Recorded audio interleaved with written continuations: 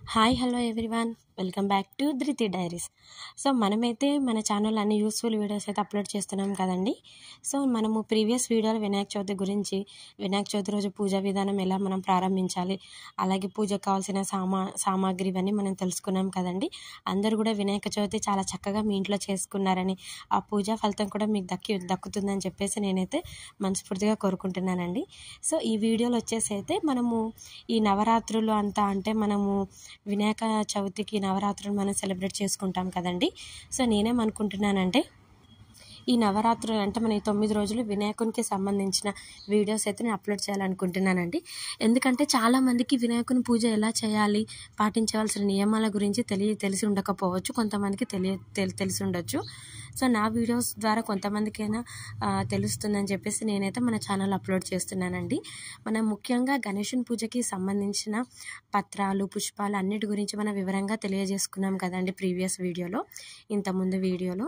So ఇప్పుడు ఈ వీడియోలో నేను ఏం చెప్పాలనుకుంటున్నానంటే, అందరికీ తెలిసిన విషయమేనండి ఇది.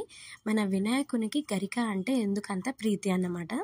ఆ క్వశ్చన్ వచ్చేసి మనకి ఇప్పుడు ఈ వీడియోలో నేను చెప్పే కంటెంట్, అసలు గరిక అనేది ఎందుకంత ప్రాముఖ్యమైంది, మన ప్రాచీన కాలంలో అసలు ఏం జరిగి ఉంటుంది, వినాయకునికి మనం ఏమి పెట్టినా పెట్టకపోయినా కానివ్వండి, గరిక ఒకటి దేవునికి సమర్పించి మనము దేవునికి మనస్ఫూర్తిగా మొక్కుకుంటే ఆ కోరిక అనేది ఖచ్చితంగా నెరవేరుతుంది. అలాగే మనకి పూజా ఫలితం కూడా దక్కుతుంది అనమాట. ఆ గరిక ఎందుకంత ఇష్టము వినాయకునికి మాత్రమే మనం గరికతో ఎందుకు పూజ చేస్తాము, ఎన్ని పత్రాలు ఎన్ని పుష్పాలతో పూజ చేసినా మనము గరిక మాత్రం ఉపయోగించండి మనకి గణేశుని పూజ అయితే పూర్తి కాదండి, అది ఎప్పటికైనా అసంపూర్ణమే. కాబట్టి మనకి గరిక అనేది ఎందుకంట ముఖ్యం అనేది మనం ఇప్పుడు ఈ వీడియోలో తెలుసుకుందామండి. So let's start the video. So మనకైతే పురాణాల ప్రకారం అండి, అనలాసురుడు అని ఒక రాక్షసుడు ఉండేవాడనమాట. అతను ఏం చేసేవాడంటే మొత్తం ప్రజలందరినీ మొత్తం నాశనం చేసేసి వాళ్ళ సొమ్మంతా తీసేసుకొని రాక్షసునిలాగా ప్రవర్తించేవాడనమాట. అన్యాయంగా ప్రజలను చంపివేసేవాడు, తప్పు ఉన్నా లేకపోయినా ప్రజలను చంపివేసేవాడనమాట. ఇలా సాగుతుందని చెప్పేసి దేవదేవతలందరూ ఆ గణేశుని వద్దకు వెళ్ళి మొరపెట్టుకున్నారనమాట. మేము ఈ రాక్షసుని భరించలేకపోతున్నాము, తండ్రి గణేశ మాకు విముక్తిని కలిగించని వేడుకుంటారనమాట. అప్పుడు గణేశుడు క్షణికావేశంతో ఏం చేస్తాడంటే అనలాసురుడు అనే రాక్షసుని అమాంతం మింగేస్తాడనమాట. కోపాన్ని తట్టుకోలేక నువ్వు నా ప్రజల్ని పీడిస్తున్నావని చెప్పేసి. సో అప్పుడు ఏం జరుగుతుందనంటే, అనలం అంటే అగ్ని అని అర్థం అండి. సో మనము అసురుడు అంటే రాక్షసుడు అని అర్థము. ఆ అనలాసురుడు అనే రాక్షసుని వినాయకుడు మింగడం వల్ల అగ్నిని మింగినట్టు అర్థం అన్నమాట. ఆ అగ్నిని మింగడం వల్ల వినాయకునికి ఏమవుతుందంటే మొత్తము భరించలేని తాపంతో వినాయకుడు చాలా బాధపడతాడన్నమాట. దాని నుంచి ఉపశమనం పొందడానికి దేవదేవతలందరూ చాలా రకాలుగా ప్రయత్నాలు చేస్తారు. స్వామి మా కోసం నువ్వు అగ్ని అనే దేవుణ్ణి మింగివేశావు, దానివల్ల నీకు చాలా బాధ కలుగుతుంది మా వల్ల అని చెప్పేసి చాలా రకాలుగా కోటి రకాలుగా ప్రయత్నం చేస్తారన్నమాట. కానీ ఏ రకంగా ప్రయత్నం చేసినా కానివ్వండి పద్మాలను సమర్పిస్తారు, అలాగే పుష్పార్చనలు చేస్తారు, వివిధ రకాల పత్రాలతో పూజిస్తారు, ఏకంగా చంద్రుని కూడా తీసుకొచ్చి వినాయకుని శిరస్సు మీద పెడతారు, ఎందుకంటే చల్లగా ఉంటుంది, ఉపశమనం లభిస్తుంది అని చెప్పేసి. అయినా సరే ఆ గణేశునికి వేడి తగ్గదన్నమాట. చివరికి పరమశివుడు గరికను తీసుకొని వినాయకుడి శిరస్సుపై ఉంచుతాడు. దాంతో గణపయ్య తాపం తగ్గి అలా వినాయకుడు శాంతిస్తాడన్నమాట. ఇలాగా గట్టి పూచకు లంకె కుదురుతుంది. అర్థమైంది కదండి. ఆ గడ్డి పూచకు అంటే మన గరికకు దాని దర్భం అని కూడా అంటారనమాట, దర్పం అని. సో గడ్డి పోచ ఈ గరికను అలా పరమశివుడు తీసుకొచ్చి మన వినాయకుని శిరస్సు మీద పెట్టడం వల్ల వినాయకుడు శాంతిస్తాడన్నమాట. మన వినాయకుని పూజలో గడ్డి పొరకని ఉపయోగించడం వల్ల కలిగే లాభాలు కూడా చాలా మెండుగా ఉంటాయండి. మన ఇంట్లో కూడా సకల శుభాలు కూడా చేకూరుతాయి అన్నమాట.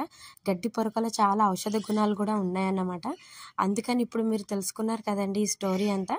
ఖచ్చితంగా గణేశుని పూజలో గడ్డి పొరకను ఉపయోగిస్తారని, ఆ గడ్డి పొరక ఒక్కటి పెట్టినా కానివ్వండి, మనం ఎలాంటి నైవేద్యాలు లేకుండా ఎలాంటి పుష్పాలతో పూజించకుండా ఒక్క గడ్డి పొరకను పెట్టి వినాయకునికి మనస్ఫూర్తిగా మొక్కుకున్నట్లయితే మన కోరిక ఖచ్చితంగా నెరవేరుతుందండి.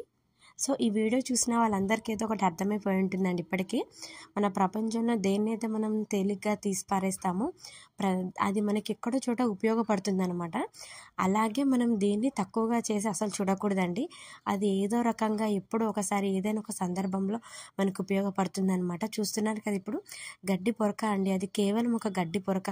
మనం ఒక చిన్న చెంబడి నీళ్లు పోస్తేనే గడ్డి పొరక కొట్టుకొని వెళ్ళిపోతుంది. అలాంటి గడ్డి పొరకను కూడా మనము అంత పెద్ద వినాయకుడికి, ఆ లంబోదరుడికి, ఆ గణేశునికి మనం ఎంతో ప్రేమగా ఆ గరికని సమర్పిస్తున్నాము. ఆ గరికని మనం సమర్పించకపోతే అసలు పూజ పూర్తి కాదండి. అందుకని మనం దేన్ని కూడా చులకనగా చూడకూడదండి. ఈ వీడియో చూసిన ప్రతి ఒక్కరికైతే ఈ విషయం తెలుసుకుంటారని నేనైతే అనుకుంటున్నానండి. ప్రతి ఒక్క దానికి, అదే వస్తువుకే కానివ్వండి, మనిషికే కానివ్వండి, ప్రపంచంలో ఈ సృష్టిలో ప్రతి దానికి కూడా అంతేనండి. ప్రతి ఒక్క దానికి విలువ ఉంటుంది. అలా విలువ ఉన్నదే మనకి భూమి మీదకి వస్తుందన్నమాట.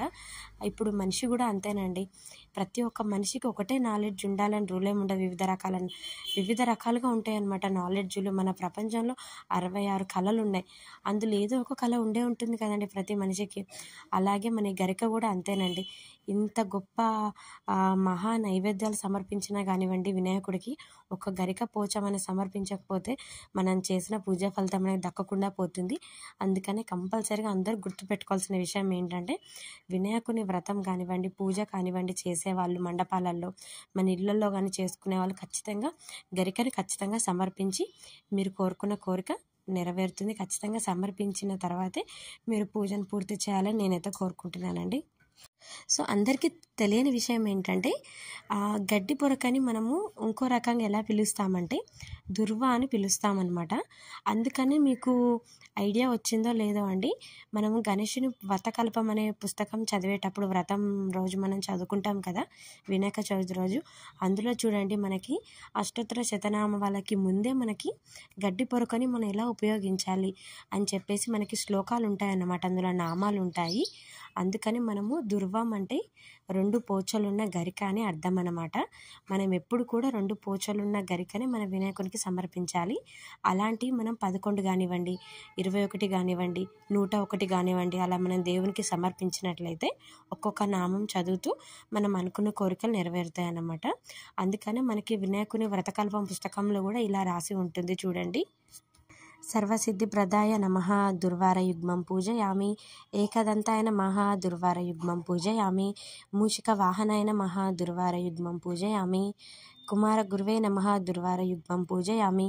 చూస్తున్నారు కదండి, ప్రతి దానికి కూడా దుర్వారయుగ్మం పూజయామి అంటే, దుర్వార యజ్ఞం అంటే మనము గరిక పూజని వినాయకునికి సమర్పించి నామాలు చదువుతున్నామని అర్థం అన్నమాట. ఇలా మనము 11 కానీ 21 కానీ మన వినాయకునికి అర్పించి, గరిక పూజని అర్పించి మన కోరిక కోరుకున్నట్లయితే మనం కోరుకున్న కోరిక ఖచ్చితంగా నెరవేరుతుంది. మనకి పూజా ఫలితం కూడా దక్కుతుందన్నమాట. ఇక్కడ మనకి పరమశివుడు ఏం తెలియజేశాడంటే పురాణాల్లో, ప్రపంచంలో ఏది చులకనగా చూడొద్దు, ఏ వస్తువుని కూడా. చూసారు కదండి, ఇప్పుడు గరిక అనేది మనం ఉఫ్ అంటే ఎగిరిపోతుంది, గాలి వస్తే ఎగిరిపోతుంది. దాన్ని మనం ఒక పూచిక పుల్లలాగా తీసి పారేస్తాం కదా. మీరు ఇన్ని రకాలుగా ఇంత విలువైన పుష్పాలతో పూజిస్తున్నారు కదా, నేను ఒక గరిక తీసుకొచ్చి వినాయకుని మీద పెడతాను చూడండి, ఇప్పుడు వినాయకుడు శాంతిస్తాడని చెప్పేసి పరమశివుడు ఆ రకంగా జనాలందరికీ, ప్రజలందరికీ తెలియజేస్తాడనమాట. ఈ ప్రపంచంలో ఏది గొప్పదైంది కాదు, ఏది తక్కువైంది కాదు, ప్రపంచంలో అన్నీ సమానమే, అన్నిటికీ అన్ని రకాలుగా ఉపయోగం అనేది ఉంటుందని చెప్పేసి ఆ రకంగా ప్రపంచంలో అత్యల్పమైనది, అతి చులకనగా, అతి సులువుగా, అతి అల్ప ప్రాణమైన గరిక పోచను ఆ వినాయకునికి పూజలో మనం ఉపయోగిస్తాం అన్నమాట. ఆ రకంగా వినాయకుడు నన్ను శాంతింపజేసిన ఈ గరికతో ఎవరైతే నన్ను వినాయక చవితి రోజు పూజిస్తారో వాళ్ళ కోరికలు నేను నెరవేరుస్తాను, వాళ్ళకి పూజా ఫలితం దక్కుతుంది అని చెప్పేసి ఆ రోజు నుండి, పురాణాల నుండి మొదలు పెడితే ఇప్పటి వరకు కూడా మనము గరిక పూజని మన వినాయకునికి సమర్పిస్తామన్నమాట. ఈ రకంగా అంతటి అగ్ని అనే రాక్షసుని మింగడం వల్ల వినాయకునికి తాపం తగ్గడంతో గరిక పూజని మనం ఈ రకంగా ప్రాధాన్యత ఇస్తూ ప్రతి వినాయక చవితి రోజు గరికను మన వినాయకుని పాదాల వద్ద ఉంచి మన వినాయకునికి సంబంధించిన నామాలు, శ్లోకాలు చదువుకొని మన వినాయకుని దగ్గర మనం కోరిన కోరిక ఖచ్చితంగా నెరవేరుతుందండి. ఈ వీడియో అయితే అందరికీ నచ్చింది అనుకుంటున్నానండి నేనైతే. ఎందుకంటే అందరూ గరిక పెట్టి వినాయకునికి పూజ చేస్తారు, కానీ అది ఎందుకు పెడుతున్నామని చెప్పేసి ఎవరికి తెలియదు. సో ఈ వీడియో ద్వారా కొంతమంది తెలుసుకున్నారని నేనైతే అనుకుంటున్నానండి. సో వీడియో కనుక నచ్చినట్లయితే మన ఛానల్ ఏం చేయాలో తెలుసు కదండి, లైక్ చేయండి, షేర్ చేయండి, అలాగే సబ్స్క్రైబ్ చేయండి. ఇంకా ఇలాంటి ఇంట్రెస్టింగ్ వీడియోస్ మీకు కూడా వినాయక చవితికి సంబంధించి, వినాయకునికి సంబంధించి ఏమైనా అంటే ఏమన్నా పురాణాల ప్రకారం ఏమైనా తెలుసుకోవాలనుకున్నా నా కామెంట్ సెక్షన్లో కామెంట్ చేయండి. నేను నెక్స్ట్ వీడియోలో అది అప్లోడ్ చేస్తానండి నేను తెలుసుకొని. సో వీడియో అయితే అందరికీ నచ్చింది అనుకుంటున్నానండి. ఇక మన వీడియో నచ్చినట్లయితే ఏం చేయాలో తెలుసు కదండి.